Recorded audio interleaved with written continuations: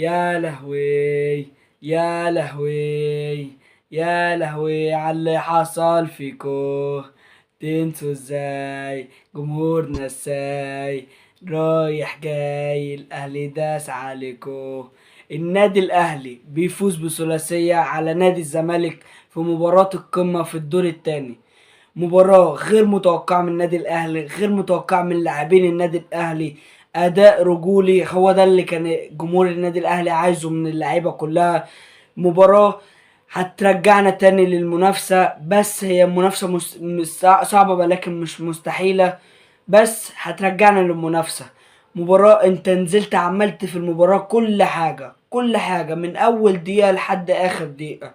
النادي الأهلي بثلاثية يفوز على نادي الزمالك، هدفين لأشرف بن شرقي وهدف لحسين الشحات.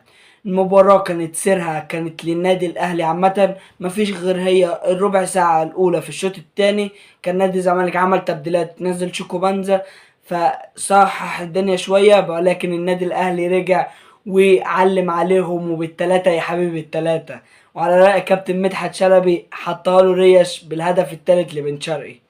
المباراة كانت بدايتها النادي الأهلي متقدم في الضغط بالضغط، وفي الآخر أسفرت عن عرضية من طاهر محمد طاهر لبن شرقي ويحطها رأسية طلقة في المرمى في المهدي سليمان ويجي الهدف الأول.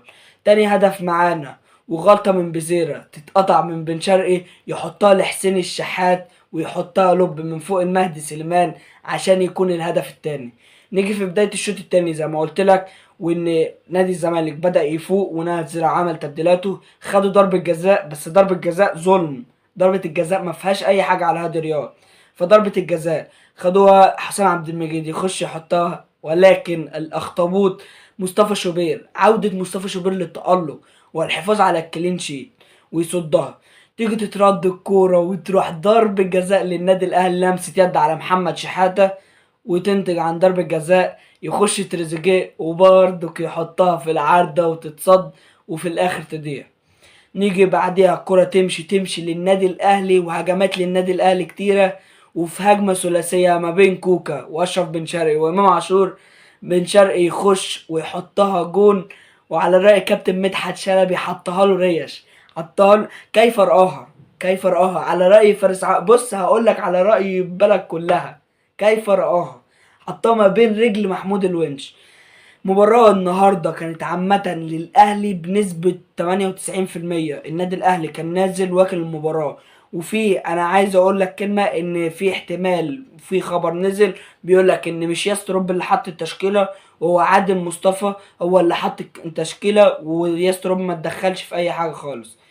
نيجي لتاني حاجة إن النادي الأهلي النهاردة ده اللي أنا كنت عايز أشوفه من النادي الأهلي، ده اللي أنا كنت عايز أشوفه من لعيبة النادي الأهلي من بدري من بدري قوي. تعال اقول لك على التشكيله بقى اللي النادي الاهلي نزل بيها وبعديها التقييمات، والليله ليله فل. التشكيله اللي النادي الاهلي بدأ بيها كان في حراسه المرمى مصطفى شوبير، على اليمين احمد رمضان ديفيد بيكهام، على الشمال احمد نبيل كوكا روبرتو كارلوس، وقلبين دفاع ياسين مرعي وهادي رياض باولو مالديني. قدامهم خط وسط كان مكون من مروان عطية إمام عاشور وقدامهم حسين الشحات. على اليمين كان طاهر محمد طاهر، على الشمال محمود حسن تريزيجيه، وقدامهم راس حربة كان المغربي المزيان أشرف بن شرقي. التقييمات لعيبة النادي الأهلي، تقييمات لعيبة النادي الأهلي، وخش لي بقى أنا مدلع اللعيبة النهاردة. أول لاعب معانا هو مصطفى شوبير، 10 من 10، 10 من 10 ومفيش كلام، 10 من 10 ومفيش كلام. هو ده اللي انا عايز اشوفه من مصطفى شوبير، مش ده مصطفى شوبير الحقيقي. انما اللي كان في ماتش بيراميدز والماتشات اللي قبل كده ده مش مصطفى شوبير. لعيبه النهارده انا شايف تغير واضح للعيبه. على اليمين احمد رمضان ديفيد بيكهام زي ما قلت لكم. طب انتوا مستنيين اقول ايه؟ 10 من 10 طبعا. على الشمال احمد نبيل روبرتو كارلوس كوكا، 10 من 10 وطلع بزيرة من جيبك يا عمي، يا كوكا يا عمي طلع بزيرة من جيبك. قلبين دفاع كان ياسين مرعي، انا شايف ان انا ممكن اديله 8 او 9 من 10، لان ياسين مرعي الكرة اللي كلفته بزيرة فيها، ياسين مرعي بطيء عايز يحسن من بدني شوية وياسين مرعي هيبقى كويس. هادي رياض، شابوه هادي رياض، اخر مباراه لهادي رياض كانت مباراه طلائع الجيش اللي خسرناها 2-1، اللي هو سجل الهدف فيها. هادي رياض بقى له 5 مباريات مع النادي الاهلي ما لعبش ولا مباراه، وفي الاخر ينزل في مباراه قمه يأدي باداء رجولي. اديله 10/10. نخش على خط الوسط. عمي وعم عيالي كابتن مروان عطية اللي هياخد 10/10، وهو ده مروان عطية بقى. هو ده اللي ما بيعديش منه حد. هو ده خط الوسط المثالي. جنبه كان إمام عاشور السطور. بص أنا مش هديله 10/10 لأن أنا ما شفتش منه مكتمل، بس إمام عاشور كان متغير المباراة دي. كان بيعدي 1/1 و2/1 و3/1 كمان. فهديله 9/10. كان قدامهم بقى حسين الشحات. مش انت اللي شحات، ده انا اللي شحات يا راجل، وقسم بالله انا اللي شحات يا راجل. يا عم ده انت عمي وعم، انت بتشوف الزمالك بتفوق. انا نفسي يبقى طول الموسم الزمالك عشان حسين الشحات يلعب في كل الماتشات. حسين الشحات هديله 9/10 او 10/10 كمان. نخش على اليمين كان طاهر محمد طاهر. 8 او 9/10. طاهر بقاله كام ماتش من ساعة هدفه في سموحة. طاهر فاق. طاهر انا شايف نسخة طاهر اللي بتنزل قدام سان داونز بس يا رب بس ما يكونش كده، بس عشان قبل التجديد ويناير والصيف والصفقات وكده، ويفضل مكمل على كده. على الشمال محمود حسن تريزيجيه. ممكن اديله 7 او 8/10. تريزيجيه عمل مباراة كويسة النهاردة، مش هقول ان هو مش حلو، لا تريزيجيه كان من افضل اللعيبة النهاردة. كان بيعدي 1/1 كتير، وكان ناقصه بس ان هو يجيب جون عشان يعلى بس في الاهداف عشان ياخد هداف الدوري. نخش على راس الحربة. المزيان سيدي بن شرقي. علشان خاف وعندنا بن شرقي. بن شرقي النهارده هو ده بن شرقي. هو ده بن شرقي اللي كان مع الزمالك ومقطع الدنيا مع الزمالك. ده بن شرقي اللي عمل كل حاجه النهارده.